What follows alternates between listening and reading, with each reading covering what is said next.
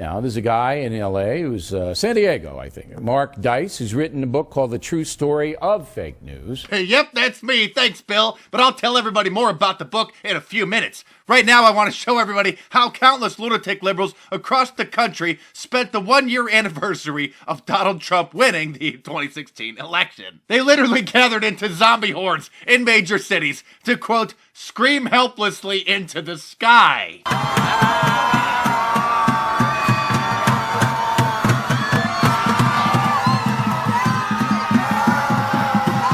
By the way, this is literally not a parody of what liberals did on the one-year anniversary. This is literally what they did.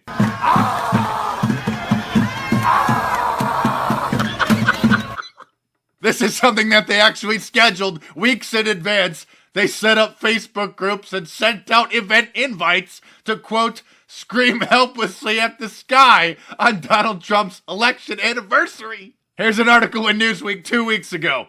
The event is pretty much self-explanatory. On the anniversary of last year's election, thousands will flock to the Boston Common for a party fueled by despair and aggravation over the contest's winner, whom 73 million Americans voted against. This wasn't just in Boston. This was in several major cities. This administration has attacked everything about what it means to be an American. Joanna Schulman, a local activist at Cambridge who is working on organizing the event, told Newsweek, "Who wouldn't feel helpless every day? Coming together reminds us that we are not alone. We are part of an enormous community of activists who are motivated and angry, whose actions can make a difference." Of course, us normal people spent yesterday celebrating and reliving the amazing memory of Donald Trump defeating the most corrupt politician in American history.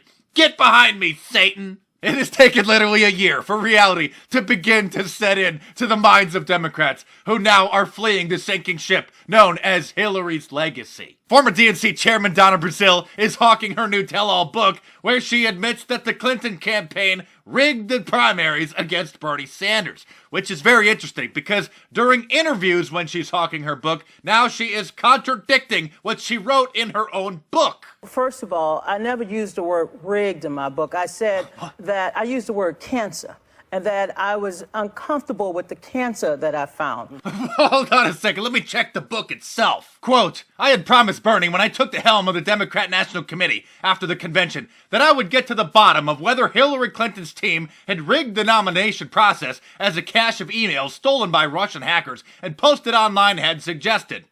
By September 7th, the day I called Bernie, I had found my proof, and it broke my heart." This woman's insane. She wrote in her book that they rigged it, and while she's hawking it on television interviews, she's saying that she didn't say that. Here's Elizabeth Pocahontas Warren, who will most likely run for president in 2020, on the Cloud News Network, admitting with Donna Brazil's assertion that the Clinton campaign rigged the primaries. Very quickly, Senator, do you agree with the notion that it was rigged? Yes. Wait a minute, maybe she just misspoke. Let's see what she had to say at a later interview on PBS. Do you think, though, that what we're learning from Donna Brazil's book suggests that the campaign, that what the Democratic National Committee did, meant this election was rigged? Yeah, I think it was. It's a pretty powerful charge. Well, what we have to focus on now as Democrats. Look at how freaked out she looks from stabbing Hillary Clinton in the back. The only thing that she could possibly do to try to salvage her own career. This is amazing. These Democrats have literally spent the last year endlessly defending Hillary with every breath that they have. Only now, as the one-year anniversary has passed, to finally turn and toss the Wicked Witch under the bus. Here's Donna Brazil again on MSNBC, hawking her dumb book, where she admits that the people in the DNC who supported Hillary Clinton were like a cult. Bottom line it for us, why did they lose? Was it, at the end of the day, arrogance? Yes, Joe. It was a cult. I felt like it was a cult. You could not penetrate them. I mean, look, you can...